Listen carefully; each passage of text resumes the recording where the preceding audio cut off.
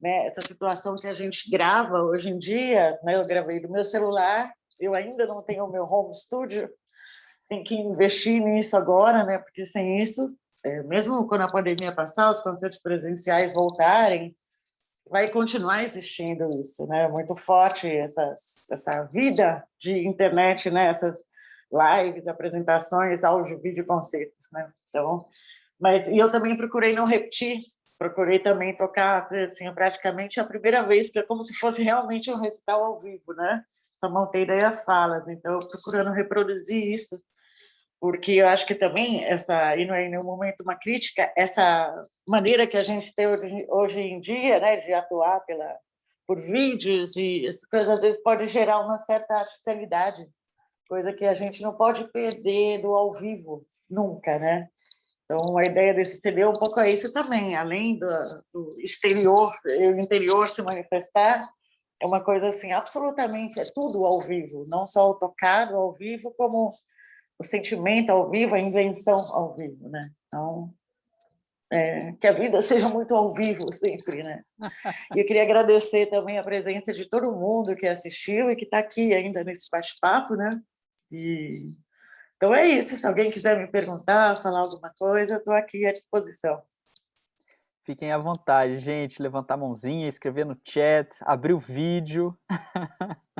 E muito legal, Ana, essa reflexão, né? Porque imagina, vamos supor que no Brasil, uma pandemia como essa vai durar 2 anos no total. Imagina viver 2 anos num ambiente artístico que tudo já é pronto, né? Que tudo foi organizado, produzido antes, não tem nada ao vivo, nada acontecendo, né, ali no calor do momento mesmo, né? Mesmo que seja algo gravado, mas é algo que gravado daquele momento único e não um monte de recorte que foi se colando ou várias tentativas, o que é bonito também, né, como você falou, mas eu acho que cada uma dessas coisas tem o seu lugar, que é muito especial. Exato, eu concordo com você. E espero que se limite a esses 2 anos, né? Pela vida das pessoas, mais do que tudo, um momento realmente muito trágico, onde nós, como artistas, também temos uma função muito importante, né, de levar alento, levar abstração no bom sentido para as pessoas, porque a realidade realmente está muito dolorosa no nosso país, no mundo e no nosso país em especial. Eu me lembro da época, eu sou bastante mais velha do que você, né? Uma coisa eu me lembro da transição, que eu era muito jovem, mas a transição para CD, né? Quando surgiu o CD, eu me lembro de ouvir, eu não lembro aonde mais, mas de alguém ligado à gravação de áudio, que num CD, uma uh, orquestra filarmônica da tipo A, quer dizer, não precisava ser uma orquestra excelente, tinha em média para um movimento de uma sinfonia de Beethoven 300 cortes, né? 300 cortes, isso é muito numa peça. Eu mesma já gravei CDs onde a gente montou em partes do CD. Então, isso é tudo muito bom, mas o que a gente fica é como um pouco esses filtros de vídeo hoje em dia. A gente fica um pouco, mesmo eu estou usando luz, estou usando filtro, maquiagem, essa coisa, eu acho que é a mesma coisa com o som. Então, o som maravilhoso. Então, a gente compra um CD, é aquela obra perfeita, né? Aquela audição perfeita, mas eu, por exemplo, sinto muita falta de ouvir um ruidinho, um chiadinho. Quantas vezes você não foi gravar? Comigo acontece com frequência. E vem alguém e fala, ih, mas ali vamos fazer de novo porque raspou o arco, eu vi um barulho, um ataque de arco. Eu falei, que bom que você ouviu, tem uma pessoa ali atrás tocando, e não uma máquina. E ao vivo, você ouve a gravação dos antigos vinis, ou até aqueles discos mais antigos ainda, 78 rotações, você ouve aquilo ali, tem ruídos. Você ouve a respiração de quem está tocando, né? Então, assim, eu acho que a gente não pode perder isso com todos os recursos tecnológicos, né? Isso não pode nunca desumanizar a música ou a arte, qual seja ela, né? Então, isso na música, quer dizer, que essas coisas de edição, assim como no vídeo, né, tem muito forte, há muita possibilidade. Na dança, talvez menos, né? Estou falando, eu não sei, não tem nenhum bailarino aqui para a gente debater isso, mas então acho que a gente não pode perder nunca a humanidade nisso, né? E tem um pouco isso também na formação do violino. Eu sempre tive eu tive uma formação muito rigorosa germânica, embora eu seja brasileira, E eu dei continuidade a ela na Alemanha. Então, sempre de uma forma muito rigorosa, isso eu mesma sempre fui muito rigorosa comigo mesma. Então, em algum momento, isso me cansou, né? Não é tocar imperfeito, nem fazer mal feito, a dedicação é a mesma, mas aceitar as imperfeições e o humano, né? Então, isso para mim, em algum momento, foi muito forte isso, porque eu acho que o outro lado daquela rigidez e tudo começou a me impedir de me expressar. E a gente faz tudo há tantas coisas, tantas horas, tantos anos para se expressar. Lógico que com perfeição, com a maior perfeição possível para o nosso público, né? Mas sempre sendo humanos, né? Lindo, perfeito. É isso. Lembrar sempre, né, apesar de toda essa tecnologia que a gente foi sendo consumido, quase que triturado, né, durante o século XX, assim, ainda no século XXI, a gente entender, igual você acabou de colocar, perfeito, que a dimensão da arte, ela necessariamente ela atravessa a dimensão do humano, né? É impossível a arte ser absolutamente perfeita através de uma humanidade assim, né? É artificial. E tem o lugar especial né, desse ponto artificial, isso existe. Agora, não perder a dimensão do humano, né? Muito lindo, muito lindo. Obrigado por essa reflexão. Imagina, obrigada a você, Cris. E Ó, aí, alguém quer comentar? Oi.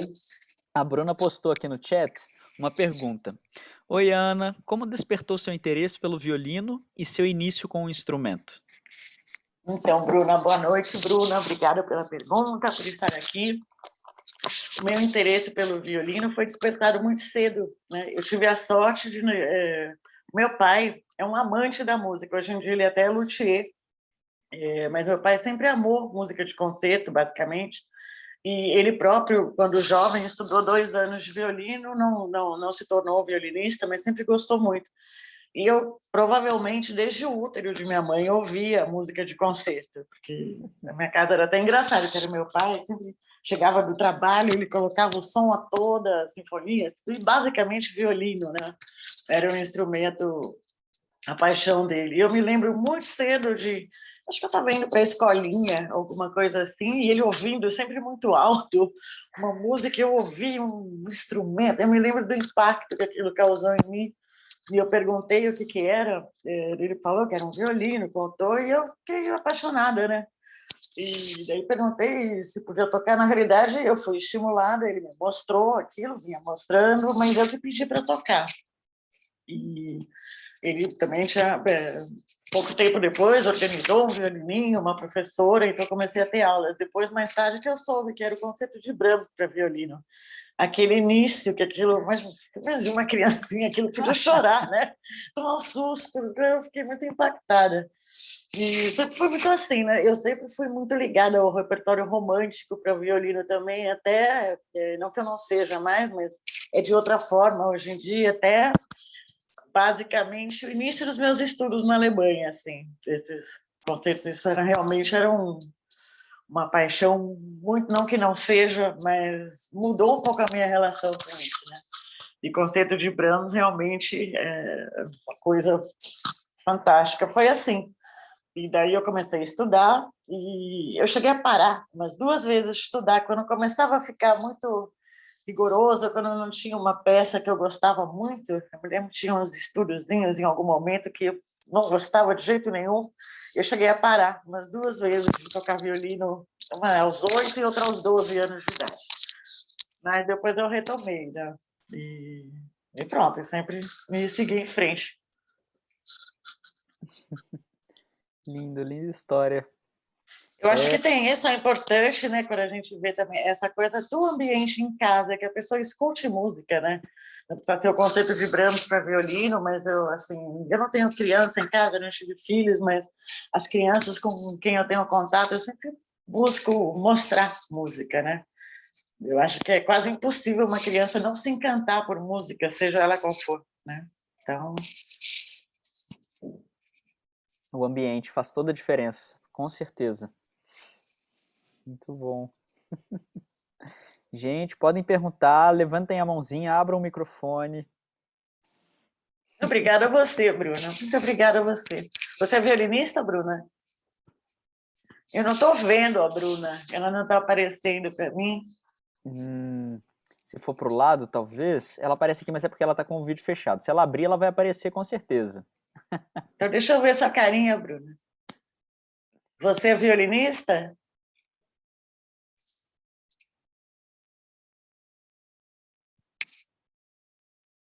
Bruna? Ela apareceu os outros dias, ela Oi, tava... desculpa, tá me ouvindo? Apareceu. Oi, tá me ouvindo? Sim. Ah, agora sim, estou vendo você. Sim, Agora sim.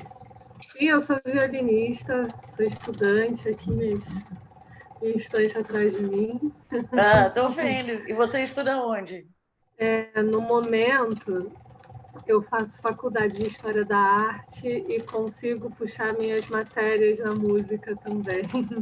Ah, muito bom, muito E bom. a vontade é depois fazer violino, né?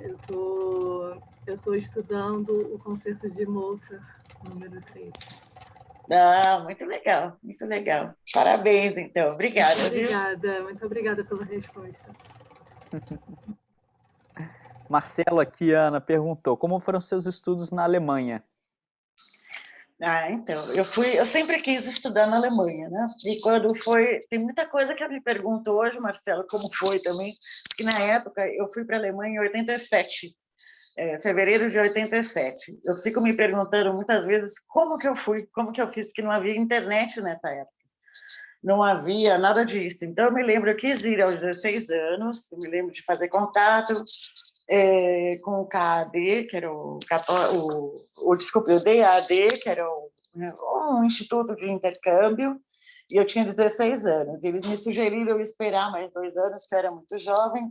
Posteriormente, eu fiz novamente o contato, mas não estavam abertas as inscrições. Então, o que eu fiz? Em São Paulo, eu fui aluna do Uwe Kleber e do Leninger também. E basicamente, o Leninger me indicou 2 professores na Alemanha. O Rainer Kussmaul, que depois foi meu professor durante anos, e a Edith Peinemann. Então, o que aconteceu? Eu fui para a Alemanha e, na época, tinha uma instituição em São Paulo chamada Vitae, que fornecia bolsas, basicamente, para as pessoas que iam para a academia da Filarmônica de Berlim, na Academia Karajan, que era uma escola acoplada à Filarmônica de Berlim. Mas eu queria ir para uma dessas universidades mesmo, os conservatórios, né, das escolas superiores de música. E tanto o Kussmaul quanto a Edith Peinemann, o Kussmaul estava em Freiburg e a Edith Peinemann em Frankfurt. Então, o que eu fiz? Eu fui na Vita e fiz contato e consegui convencê-los com as cartas e com etc., de que eu conseguiria uma bolsa se eu fosse por minha conta para a Alemanha e passasse numa dessas provas de admissão, né? Como eu não ia para a academia cara. Então eu me lembro de tocar para Edith Peinemann e tocar para o Rainer Kussmaul, e eu me dei muito bem com o Rainer Kussmaul. Ele tinha uma coisa musical muito abrangente também, embora fosse um violinista estrito de concerto, música erudita, mas ele fazia desde música barroca até tinha uma gravação que eu vi na TV Cultura ele tocando concerto de Alban Berg na época, então ele tinha uma mente musical muito aberta, digamos assim, né? E eu me dei muito bem com ele e escolhi ficar em Freiburg, então passei na prova e consegui a bolsa. Não foi nada fácil, né? Eu tive questões na minha vida pessoal difíceis durante o período, mas foi muito incrível, porque eu acho que tem essa coisa de você... Hoje em dia tem uma coisa maravilhosa que não tinha na minha época. Eu posso entrar no YouTube e assistir qualquer violinista, né? Até ouvir o Isaí tocando, essas coisas. Não tinha na minha época de estudante, e é maravilhoso, mas tem uma coisa que é maravilhosa de você se deslocar e estar né, em outros países, em outras culturas, e na Europa, nessa hora, é muito forte, na Alemanha, que é você estar ali no lugar onde aquela música foi criada, aprender a língua que os grandes falavam, Bach, Beethoven, Brahms, todos esses, e viver outras culturas, a arquitetura, os museus e tudo isso. Então, todo esse lado foi muito rico para mim. O lado da vida é óbvio que é difícil, porque a gente tem a bolsa não é muito grande, depois você tem que trabalhar, tem toda uma questão que é difícil para o brasileiro, para a brasileira também, talvez, até um pouco mais do que para o brasileiro, né? Porque era tudo diferente, né? mas foi extremamente enriquecedor. Então, eu fiz toda a minha graduação com o Rainer Kussmaul.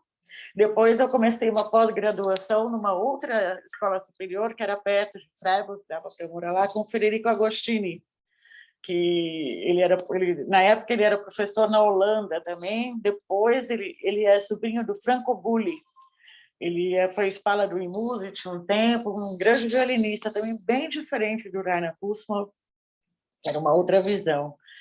E depois, durante o período, eu me cansei um pouco dessa coisa mais acadêmica, muito erudita. Eu comecei a trabalhar também em improvisação livre, mas isso foi paralelo a esses estudos com um violinista maravilhoso que tocava free jazz, ele chegou a tocar com Cecil Taylor, e outra história, completamente diferente, que é o Harald Kimmich, que ele também foi meu professor lá, mas dessa coisa específica de improvisação livre, que quando eu vejo isso, para mim é uma grande conquista. Talvez quem não tinha esse desejo seja difícil de entender. Quando eu procurei o Harald, eu me lembro que eu ficava muito tensa, sempre muito autocrítica. Isso não toco bem, isso está ruim, aquilo. E foi numa tentativa, isso começou a me gerar muitas tensões físicas também, né? Começou a me prejudicar, né? Começar a somatizar as coisas, que eu acho que todo mundo passa por uma fase assim também, né? E o Harold me ajudou muito nesse aspecto, para tirar, sei lá, minhoca da cabeça, pensamentos ruins, amenizar essa autocrítica, né?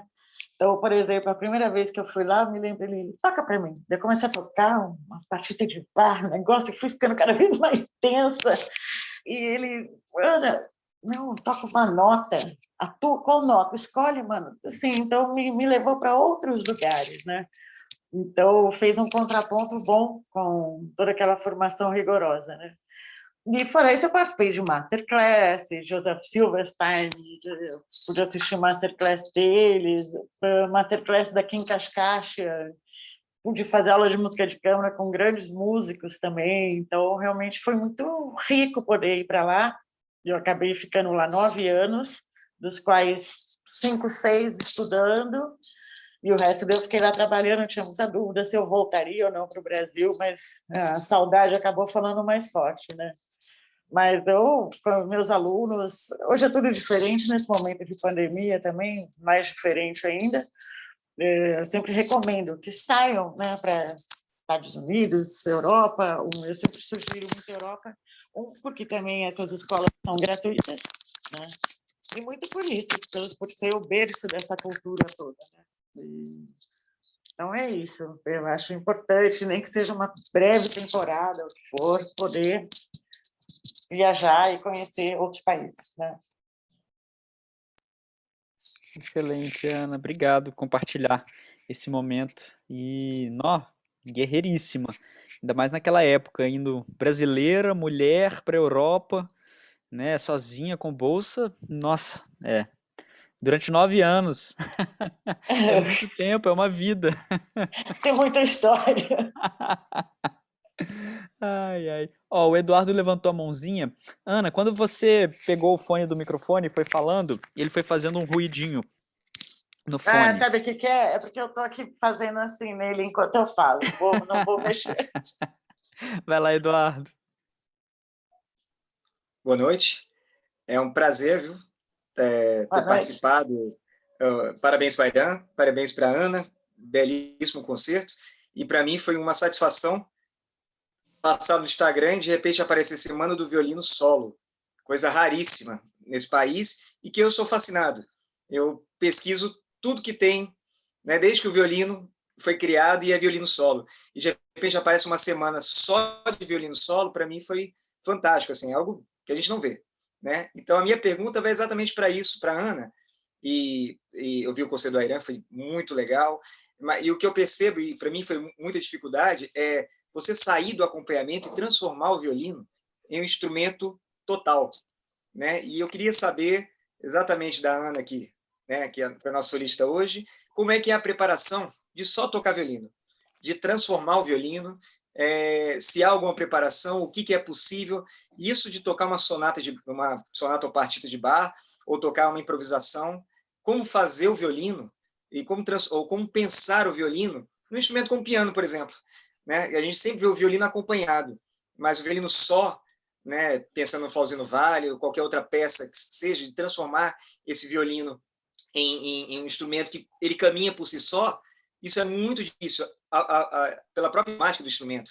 Né? E eu queria saber de vocês, tanto a Irã também, se quiser, ou da Ana, como é essa preparação, como vocês veem transformar um instrumento melódico, essencialmente, digamos assim, né, em um instrumento harmônico, em um instrumento com múltiplas possibilidades. Ok. É para eu começar, Irã? Eu não estou ouvindo a Irã. Manda ver, pode ir, Ana. Você está aí? Então, a sua pergunta é excelente, né? Porque quantas vezes você mostrando uma gravação de uma partita, uma sonata, um movimento para uma pessoa que não entende de violino, a pessoa pergunta, mas quantos violinos tinham aí? Não, é um só. O violino também é um instrumento polifônico, né? E não é nada fácil você realizar essa polifonia, né? Quando eu fiz o meu CD O Dragão, é óbvio que o preparo para ele foi muito diferente do que seria se eu fosse tocar uma sonata de Bach, um movimento polifônico, já que se pergunta do solo. E muitas vezes na própria melodia, né, monofônica, também existe uma polifonia oculta. Bach tem muito isso, todas, Isaías, todas as sonatas. Então, assim, o preparo começa, acho que no básico, né? A afinação se torna muito mais difícil. Você pensar, falando do ponto de vista técnico, né? Você pensar sempre... Aí você tem que imaginar a tua mão esquerda, muitas vezes, como um violão, uma guitarra. Ao mesmo tempo, a gente não pode esquecer da mão direita. O próprio cavalete, né? Qual a inclinação do teu cavalete influencia. São muitos detalhes técnicos para isso. E dentro da própria polifonia, daí é uma técnica de mão direita, com qual voz eu vou falar mais, com a voz superior, a voz inferior, no caso de 2, de 3. Então, assim, é uma série de questões técnicas, problemas técnicos, né? E não é realmente nada fácil. Eu me surpreendi, porque quando eu fui... O meu preparo, como eu disse, para o meu CD solo, esse primeiro CD solo, e primeiro CD também livre, onde eu estreio em parte como compositora sim, mas composições instantâneas, realmente que acabou saindo muita coisa polifônica. Agora, eu não planejei isso obrigatoriamente. Eu tive algumas ideias e deixei fluir, daí que eu percebi, inclusive foi um pensamento ouvindo, eu falei, nossa, mas como a polifonia, de alguma maneira, está dentro de mim, mesmo como violinista, né? E eu não toco violão, eu já comecei a tocar um pouquinho, mas eu não toco outro instrumento, eu não posso dizer isso, eu arranho piano, essas coisas. Mas, então, assim, é muito surpreendente, eu acho que se você pega obras de compositores violinistas, você vai sempre Paganini, quanto à polifonia, não tem ali Isaí, né? As sonatas, a obra é totalmente polifônica. Então, a conclusão que eu tiro é que o violino não é um instrumento melódico, o violino é um instrumento polifônico, né? Você pega esses jovens da Carol Panese, esses meninos da Vanessa, o Ricardo Resch, também estão fazendo violino popular, todas aquelas... O violino é um instrumento polifônico em si, e não melódico. Ele pode ser melódico e ele é popularmente melódico e utilizado em grupos, né, como instrumento melódico, mas é um instrumento de natureza polifônica. Excelente, Ana. Pontuar só isso mesmo que você falou no final, que até a parte melódica, né, do violino, quando a gente passa a entendê-lo de uma forma harmônica, muda totalmente a nossa estrutura, né? Entender a mão esquerda de uma forma harmônica e realizar ele de forma melódica já não é mais a mesma coisa. E não à toa, né, que esses compositores violinistas que desenvolveram tanto a técnica e a escrita do instrumento, dá para ver que em tudo eles pensam harmonicamente. Quando você vai estudar Paganini, Wieniawski, Isaí, o próprio Bach, você vê que o tempo todo, seja uma melodia de uma única linha de 8 compassos, a harmonia ali, ela tá construindo não só o discurso musical, mas também a forma, né, como você trabalha os dedilhados e tudo. É muito lindo, é muito maravilhoso. E assim, Se eu tivesse alguma coisa mais para pontuar, Eduardo, eu acho que o gostoso do repertório para violino solo é que, e dialogando um pouquinho com o que a Ana falou logo no início, na primeira fala dela, você está totalmente livre. Então, assim, a sua interpretação é aquilo, você escolhe à vontade. É claro que na música de câmara, num duo, num trio, um quarteto, acontece a telepatia, né? Que ninguém explica como as coisas acontecem juntos, assim, claro que tem muito ensaio, mas tem hora que, mesmo ensaiando muito, tem coisa que é realmente impressionante, como acontece junto. Mas no momento que você tá solo, ao mesmo tempo que é muito desafiador, porque você tá ali muito exposto, né? Cada afinação, cada sonoridade vai aparecer muito, e isso é muito bom, você também está totalmente livre para escolher fazer o que você quiser. Se você quiser puxar o freio de mão e desacelerar tudo e aproveitar uma nota ao máximo, ou fazer um super acelerando, ou fazer dinâmicas muito expressivas, né, do super forte ao mais piano que existe, o violino solo ele tem esse espaço, né, e por ele ter essa relação com a voz também, né, o Luiz Otávio falou na segunda-feira da relação que vem no barroco, assim, do violino emergindo como algo que dialoga muito com a voz, a gente consegue falar com o instrumento, né, Ana? Cada gesto do arco é realmente uma fala, a articulação. Tem claramente coisas que são vogais, consoantes, e isso fica muito evidente nesse repertório solo. Sim. E também complementando, era o que você diz da técnica, por exemplo, aspecto técnico mesmo de uma esquerda, você pensar harmonicamente, isso gera uma menor movimentação dos dedos, uma série de, vamos ter menos desperdício de energia nessa hora, né? Então é muito importante, sim, esse olhar para o violino como um instrumento harmônico. Perfeito, legal, Eduardo. Boa pergunta, obrigado pelo acompanhamento aí na semana, firme, e tamo junto, firme e forte. Aureliano, Thaís, Isabela, Bruna, Jorge, Marcelo, fiquem super à vontade para perguntar, para fazer colocações. A gente está aqui para bater papo. Ó, a Thaís mandou lá no chat. Que obras, compositores e compositoras contemporâneos que te influenciaram, que você gosta, Ana? E como foi inserir a sua própria composição nesse cenário? Então, eu tomo muito cuidado para me chamar compositora, né? Porque eu sei o que isso representa. Então, eu brinco, eu falo que eu sou compositora instantânea. Eu sou bem iniciante nesse campo, né?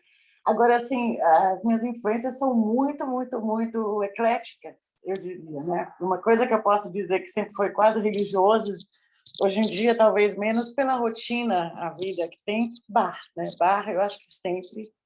Então, assim, durante muitos anos eu acordava, a primeira coisa, depois de fazer uns exercícios, era violino, Bach, né?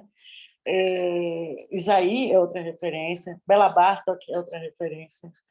No Brasil, eu venho para cá, Guerra Peixe, Egberto Gismonti, Hermeto Pascoal, Vila Lobos, mais recentemente Sérgio Ferraz, que é meu parceiro de duo, que é multi-instrumentista. Sérgio é um grande violinista, violonista, compositor, então ele, desde que a gente toca junto, me influencia muito também. Faço questão também de mostrar as obras dele, porque ele é de essa geração de violinistas, compositores mesmo brasileiros. Shostakovich, né? Amo. Da área do jazz, né? Mulheres, Grazina Bachevich, que é uma compositora polonesa pouco conhecida aqui, tem obras maravilhosas para violino. Paulina D'Ambrosio, a gente não pode ser violinista brasileiro e não pensar na Paulina D'Ambrosio, né? Ela não era compositora, mas de qualquer maneira, Flauzino Vale, eu gostaria de me dedicar mais às obras dele, eu não posso me dizer influenciada, porque eu estudei muito pouco ainda as obras dele, ainda não tive esse tempo, é uma coisa que eu pretendo fazer nos próximos tempos. Então, como eu te digo, as minhas influências são muito ecléticas, assim. E durante um tempo mais da minha juventude, eu acho que havia mais preconceito, talvez. Isso, em muitos momentos, me gerou, entre aspas, uns poucos de preconceito, sim, né? Porque parecia que se você só podia gostar disso para ser violinista, senão você né, uma coisa um pouco boba, assim, mas chegou um momento em que eu realmente assino embaixo disso, comecei a assinar embaixo disso, e desenvolver mais isso, né? Eu acho que é muito enriquecedor a gente ouvir. Eu amo ouvir músicos africanos, por exemplo. Você vê, tem cara, conjunto maravilhoso, onde eles mesmos constroem. Os rabequeiros brasileiros, tive a oportunidade de conhecer o mestre Salu, o mestre Luiz Paixão, a voz da Elis Regina, né? O que é a Elis Regina cantando, quantas cantoras, Billie Holiday, a voz dela, né? O violino, quando você faz, que eu gosto de fazer, talvez eu não tenha mostrado o suficiente, também tocar jazz no violino, cool jazz, você fazer outro tipo de som, né? Então, artistas plásticos influenciam o som que a gente tira do violino, porque na realidade é aquilo. Quando alguém fala, ai, que som lindo de violino, minha pergunta é um som só? Na realidade é um instrumento que tem inúmeras possibilidades, né? Mas eu já estou me desviando do assunto, mas eu já falei, acho que uns 20 compositores, né? E essas influências vão sempre se enriquecer. Quanto mais música eu vou conhecendo, certamente vou sendo mais influenciado.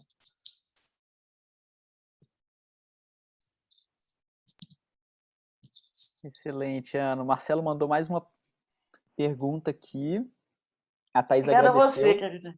Se ficar alguma dúvida, alguma coisa, pode perguntar, tá? Ou se eu deixar incompleta a resposta, pode cutucar. Marcelo perguntou, Ana, você pode falar um pouco sobre o conteúdo do seu livro sobre técnicas estendidas? A sua incursão na área de composição influenciou na escolha desse tema para a pesquisa? Na realidade, uma coisa não tem a ver com a outra, não. Eu, há muito tempo, no próprio período que eu morei na Alemanha, eu já me interessei e toquei muita música contemporânea, né?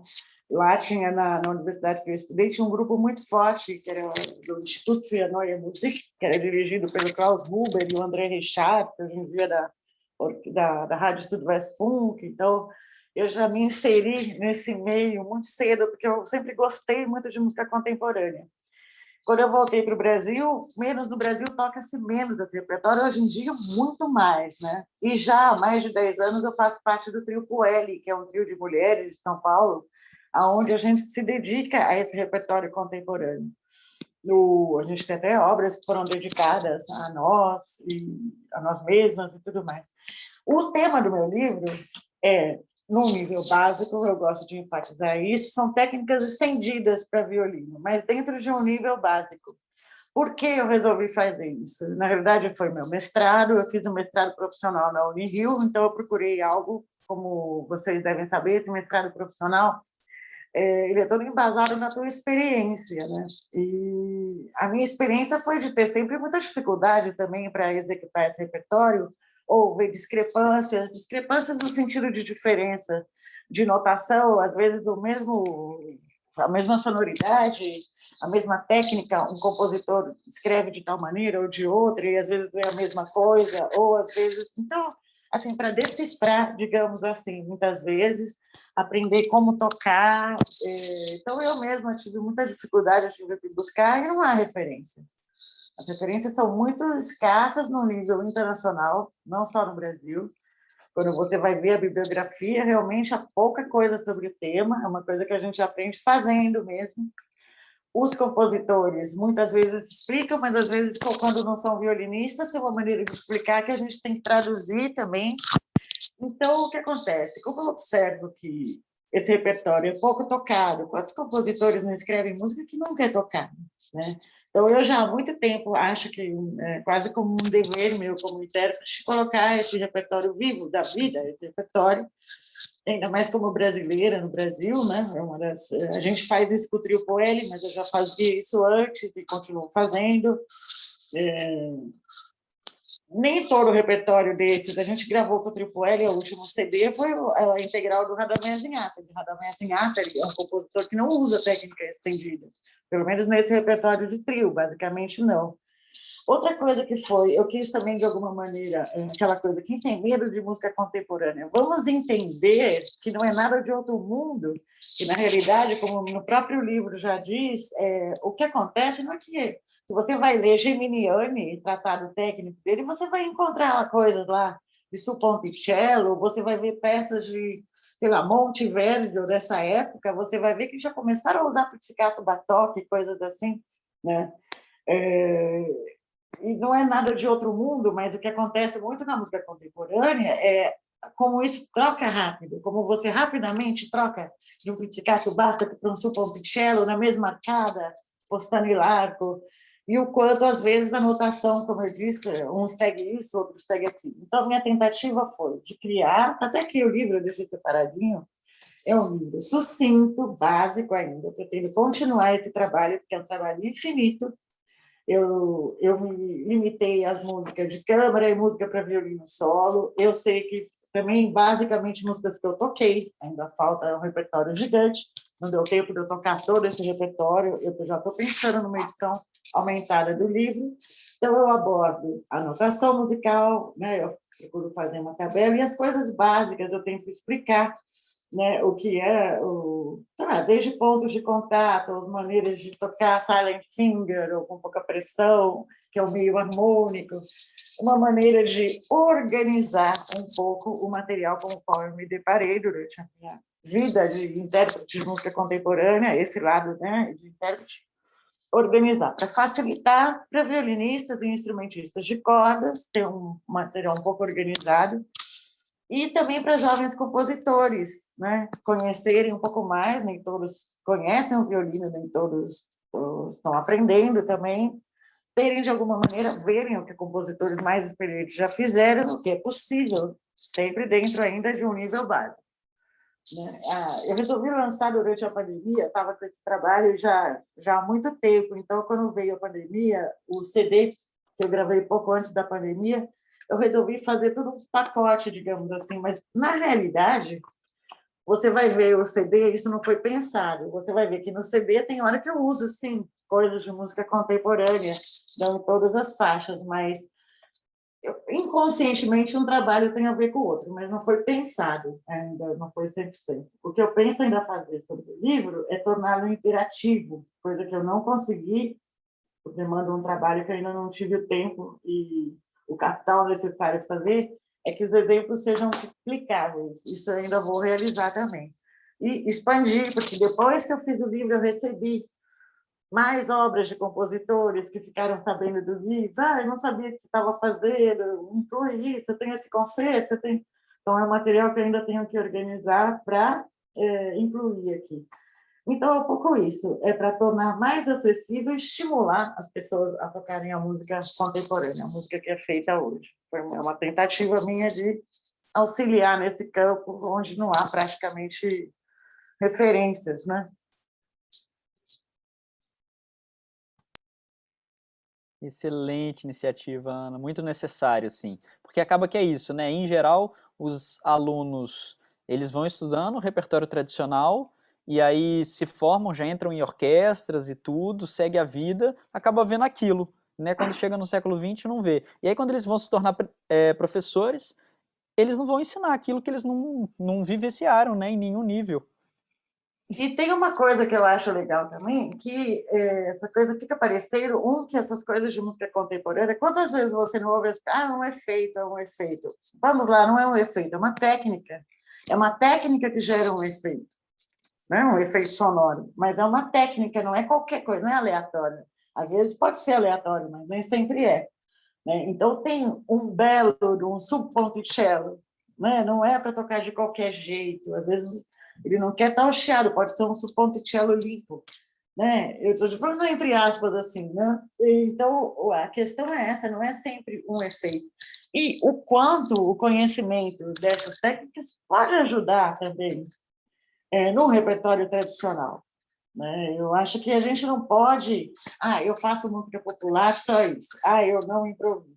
Eu faço só música contemporânea. Na realidade, está tudo andando junto, é uma coisa só. Né?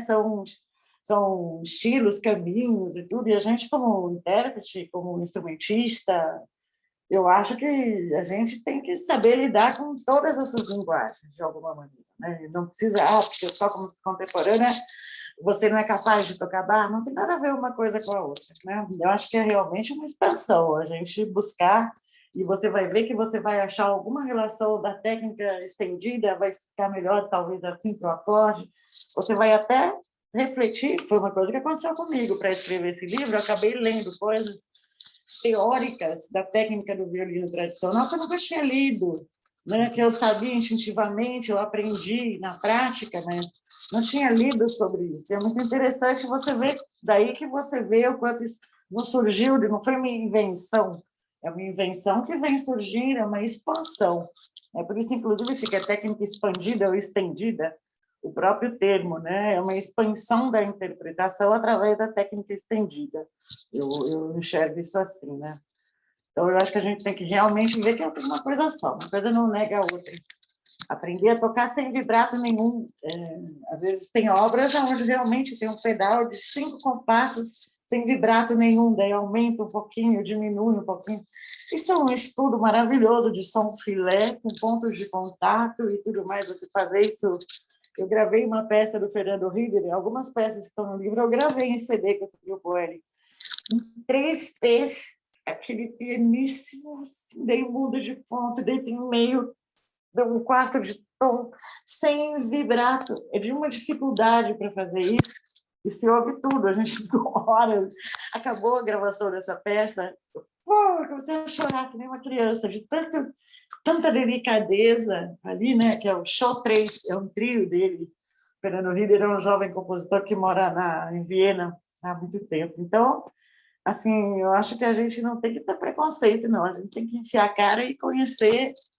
E as nossas dificuldades a gente tem que compartilhar e pesquisar para tentar resolver, né? E continuar sempre aprendendo. Lindo. E tem uma frase do Hermeto Pascoal que eu adoro sempre, né? Que música é som e silêncio. E é isso. É isso Independente do aí. gênero, música é som e silêncio. Então, É isso a gente só aí. tem a ganhar, ouvindo e fazendo mais. É isso aí, né? Ah, é legal. A Thaís perguntou aqui, Ana, como que você organiza os seus estudos de improvisação? Então, isso é uma coisa, como eu não fiz nenhum curso, agora eu trabalhei esse período com ela, era uma coisa muito pessoal. Na realidade, a gente tem que estar sempre estudando escalas, eu acho, né? Escalas variadas, escolhe. Então, isso eu fiz na preparação para o CD, escalas, né? Então, sempre. Eu acho que escala a gente não tem como. Então, hoje eu vou trabalhar. Eu me surpreendi depois das minhas improvisações no CD, eu sempre caí muito em Lá menor, sem querer. Foi uma coisa que depois eu saquei, né? Depois, lá no estúdio, eu percebi, uma hora ouvindo, eu procurei fugir disso, né? Então, eu escolhi, hoje eu vou improvisar sobre tais e tais escalas, que nem você faz. Hoje eu vou estudar o flash, um tom maior, um menor, a mesma coisa. Eu acho que tem aquele estudo da escala e depois vou improvisar. Vou improvisar usando intervalos de terças. Eu nunca fui muito de ficar escrevendo. Assim, eu sou bem mais organizada. Eu sou um pouco a professora, falo o que eu digo, mas não faço o que eu faço. Eu estou brincando que os meus alunos têm tudo muito organizadinho, assim, mas eu, pessoalmente, às vezes sou mais comigo mesma, mais livre, né? Então, assim, hoje eu vou improvisar usando intervalos de terças entre as notas, depois expandir, intervalos de quartas. É muito livre, na verdade, pode fazer. Acho que você nunca pode fugir de escalas, arpejos, porque a música também é feita disso. Depois disso, eu comecei, daí tem um outro tipo de estudo que não tem a ver com violino, foi de realmente respirar, olhar onde eu estou, que ambiente é esse, e deixar fluir. Me lembrava do Harold me falando lá, 20 anos atrás, escolhe a tua nota. Então, qual que é a nota desse momento? A partir dessa nota. Essa nota pode ser um motivo desse momento. Eu pegar como que eu vou desenvolver esse motivo. O que é legal, Thaís, é que eu fiz, eu pegava o meu celular e às vezes deixava gravando depois de fazer as escalas, as notas longas e brincar com as escalas com golpes de ar, que na realidade isso não é diferente do teu estudo do dia a dia, né? Eu acho que o que é diferente é como que você se posiciona em relação a isso, né?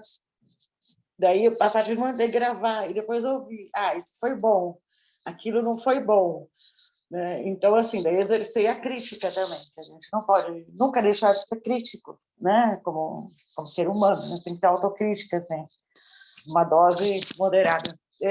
Então, eu acho que isso. Agora, outra coisa específica, ouvir muita música é importante. E músicas variadas também. Lógico que isso quer cada um, né? Eu ouvi desde Bach até as improvisações, sabe? O Ponty, ouvi o que for música indiana, ouvi os rabequeiros, ouvi tudo, os grandes concertos, ouvi Bach sempre, Paganini, Isaí.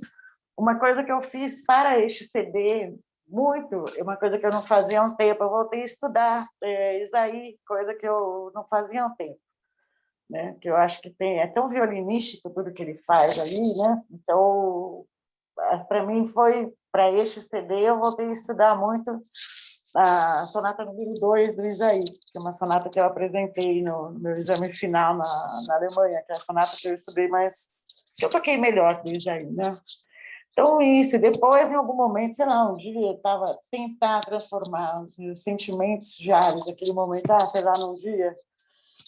Assim, eu gravei o CD, ele já estava gravado pouco antes da pandemia. Eu cheguei no Rio, depois de fazer a última montagem das peças do CD, no dia 8 de março de 2020. Uma semana depois fechou, né? Então o CD já estava pronto. Mas antes dele da preparação, começou a se falar disso. Eu estava com o humor bem oscilante. Então um dia eu estava com uma raiva. Assim, então, tocar com a raiva. Como é que eu vou expressar essa raiva com o violino, né? Esse é outro tipo de estudo.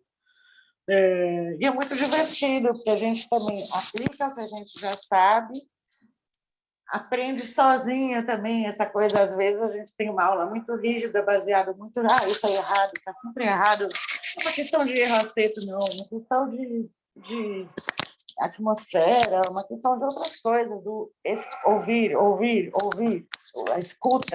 a escuta da música, a escuta de si mesmo, a escuta do som do teu instrumento, né? É outro tipo de exercício, né? Acho que é uma coisa interior aí também.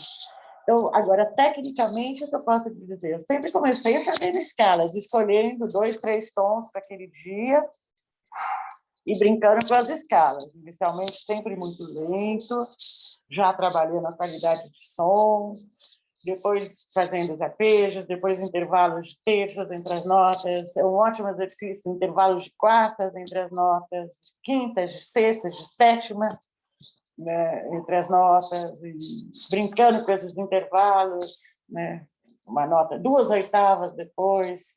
Isso você pode fazer uma tabelinha para você, se você quiser fazer isso, né? Agora, é importante isso, depois ouvir o que você fez e daí sim exercer a autocrítica.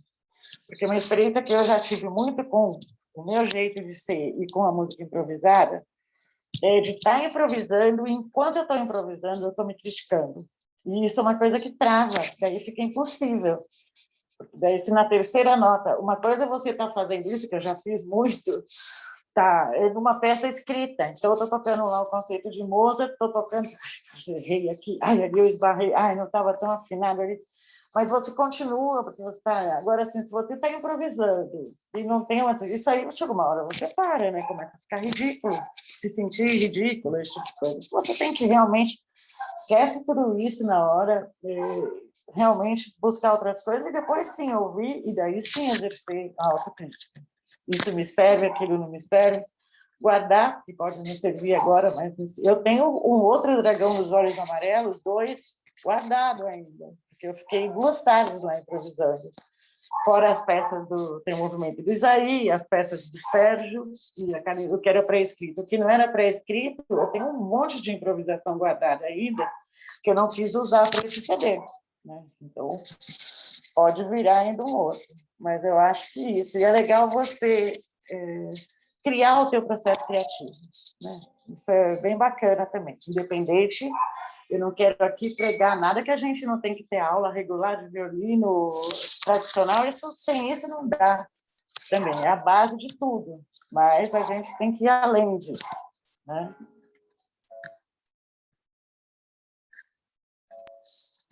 Excelente, Ana. Tem uma coisa que você falou aí que eu acho maravilhoso, assim, que eu falo sempre com os meus alunos. Mais importante é muito importante tocar afinado, tocar com som bonito, mas o parâmetro não é esse. O parâmetro é o que está lá no seu ouvido interno e conseguir realizar isso, né? É buscar essa direção e não ficar preso numa ideia perfeita porque é o estereótipo de perfeito. Qual que é a sua estética interna? Busca o seu som, sabe? Busca o seu temperamento na afinação.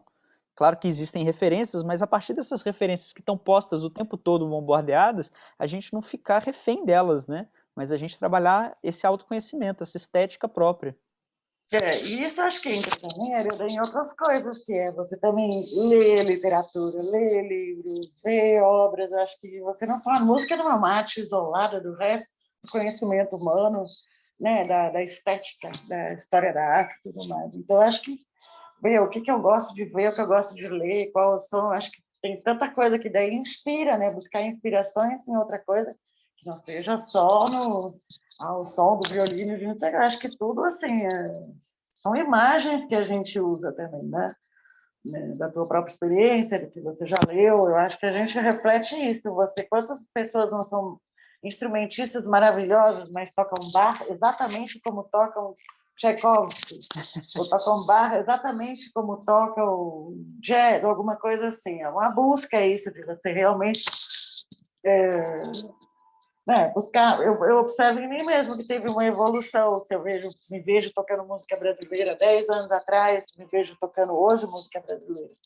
Acho que eu fui buscar ouvir coisas, lógico, eu posso sempre melhorar, não é isso, mas fui buscar outras referências, ouvir muito mais Rabequeiro, essas coisas assim. Então, isso, de alguma maneira, de buscar essas influências também, né, em outras artes, em outras linguagens. Acho que isso também tudo colabora, né, para essa tua busca interna também, né? Perfeito. Ou para essa tua expressão, né? Que a consequência da busca é essa expressão. Você estava falando, né, de quando a gente passa um período fora, né? A gente é muito influenciado por todo esse organismo vivo que existe ao redor, né? Os museus, os lugares, a pessoa, a língua, o cheiro, as estações são diferentes, né? Eu lembro que quando eu fui à Europa pela primeira vez, eu senti que o meu som do instrumento mudou. Primeira semana que eu estava lá, eu tocava e alguma coisa tinha mudado, era inexplicável, mas era realmente, eu estava num outro ambiente, uma outra cultura, outras pessoas, e isso me influenciou demais, assim. E dependendo do país, mudava totalmente. Por exemplo, a primeira vez eu fui mais para os países latinos e foi de uma forma. Essa última vez eu fui para a Alemanha, fiquei 1 mês e meio, e o som mudou de uma outra forma, mudou para uma outra direção. É louco isso, né? O sotaque, mudou o sotaque. Uma coisa que eu acho bacana também nisso é essa coisa do anonimato, sabe? Eu acho que hoje em dia tem mesmo você ir para um lugar onde, na realidade, também ninguém te conhece. Eu acho que, às vezes, no Brasil, com todo o respeito e carinho, as coisas, às vezes, ficam muito personificadas, né? Então, às vezes, a pessoa tem um baita de um talento e daí as pessoas começam... porque a pessoa vai para fora, tem 500 mil pessoas que tocam tanto quanto ou mais, né? Essa coisa do... Então, você se sentir desse tamanho, você vê essa coisa realmente de não personificado, você é anônimo, você tem que realmente... Isso é muito, muito bom, né? Na minha época, isso era mais forte ainda, porque hoje em dia eu vejo que tem um nível médio das cordas e tudo melhorou muito no Brasil. Melhorou muito. Vocês podem ainda achar que é insuficiente, é sempre, mas já melhorou muito. Então, tinham poucas pessoas que chegavam a tocar concerto de Brahms, essas coisas, e já ficava aquela coisa assim, não, vai cair no mundo, você vai ver que não é bem. Você parece que cai na realidade, né? Às vezes a gente, infelizmente, está voltando para uma situação que a gente fica um pouco ilhado aqui no Brasil, e era um pouco essa sensação, né? Então, isso é muito importante também, daí você vê inúmeras escolas de violino. Na minha época aqui tinha 1 ou 2 escolas de violino só presentes. Então, isso tudo é muito importante, né? Você vê a dimensão do nosso mundo, que também é desse tamanho. Isso tudo, eu acho que isso estimula você a buscar a desenvolver a tua singularidade, né? Através do conhecimento adquirido também tradicionalmente, né? Legal, maravilha. Gente, chegamos a 1 hora de bate-papo. Se alguém tiver mais alguma pergunta, quiser fazer alguma colocação, fica super à vontade. Pode levantar a mão, escrever no chat, abrir o microfone. E se ninguém tiver mais alguma coisinha para colocar, a gente também pode ir finalizando com 1 hora, assim, para ficar aquele gostinho também de quero mais. Sempre gosto. Eduardo, Só manda queria ver. saber onde é que a gente adquiriu o livro dela? Qual é a Ah, editora? E pela internet? Onde é que a gente pode procurar aí? então, o livro ele está disponível no Clube de Autores. Ele tem lá no formato PDF, né, o e-book, né, EPUB, que eles chamam hoje, e-publicação, e tem no formato físico também. E também na loja Clássicos, que é aquela lojinha da revista Conceito, né? Agora, eu falo para vocês uma coisa, eu, como autora, se houver um interesse em mais volumes, eu consigo tirar ele no formato físico, no Clube de Autores, com um bom, ótimo desconto, porque daí eu faço uma tiragem maior, né? Então, eu não sei se vocês quiserem, eu acho que está no vídeo, mas eu posso passar o meu e-mail, meu contato, o meu WhatsApp, que for mais prático, e quem tiver interesse, faz contato comigo, eu posso formar um grupo, se vocês quiserem, e eu encomendo. Agora, o que ficaria daí tem que ver, todo mundo é do Rio de Janeiro, não é? Daí teria que organizar isso, mas se vocês quiserem, tiver um grupo maior que tem interesse, eu posso organizar isso. Agora, o livro EPUB está lá, também está disponível lá para comprar no Clube de Autores, www.clubedeautores.com, e daí você é só colocar o nome do livro, o Violino na Música Contemporânea Brasileira, que já aparece lá direto, né? E eu, pessoalmente, eu fiz o formato digital, tanto do livro quanto do CD, mas eu fiz o CD também no formato físico. Muita gente, quando eu dou o CD, não, pelo amor de Deus, eu não uso mais CD, como se fosse, eu não uso mais CD, como se não usasse mais shampoo, sei lá o quê. É uma questão de usar. Um CD tem um encarte, tem, sabe, tem uma série de uma história que não tem nesses formatos digitais. É ótimo que existem Spotify, essas coisas, mas eu, nessa hora, eu sou da antiga ainda. Eu faço questão dos dois formatos. Eu não nego o novo, mas não nego o que tem que ter, que é papel, encarte, ficha técnica, créditos, tudo como tem que ser, né? A gente não pode negar isso. Às vezes, um CD no Spotify, você não sabe quem foi o quarteto de cordas que acompanhou, não sei quem. É Não tá verdade. nem... eu sou muito contra isso. E Eu também. acho fim da picada isso, mas enfim, a gente não, eu tenho lá minha conta do Spotify, continuo achando fim da picada, mas então eu insisto em fazer ainda o formato físico.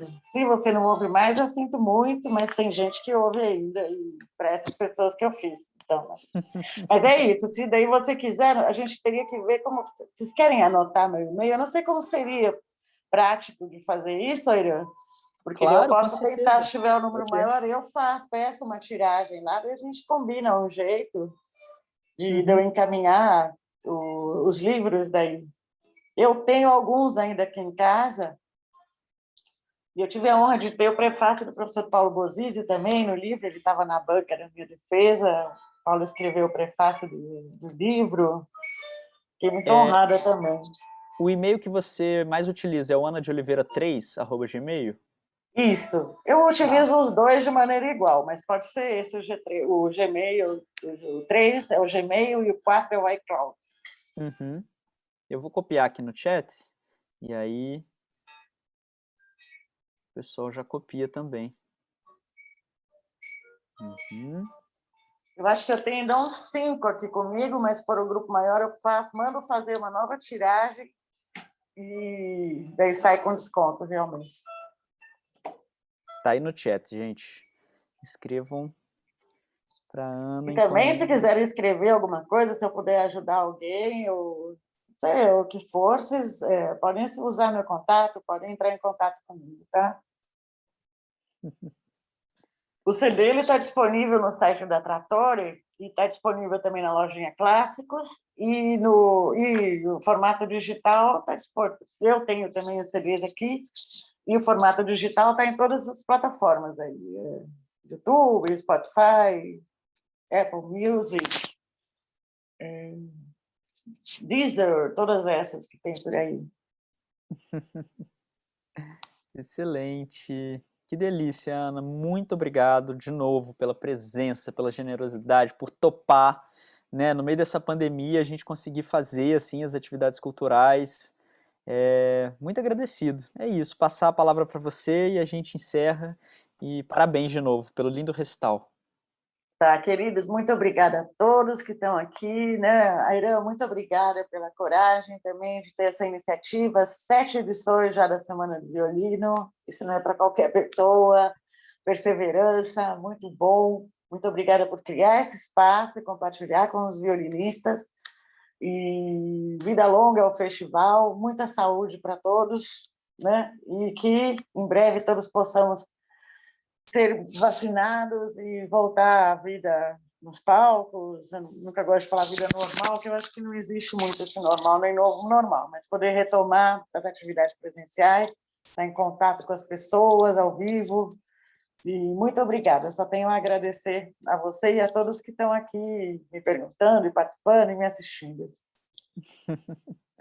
Maravilha, gente. Amanhã temos o último recital com o professor Cármelo, às 20 horas, às 20h30, o bate-papo, e no sábado, a palestra com o professor Paulo Bozizio. É isso.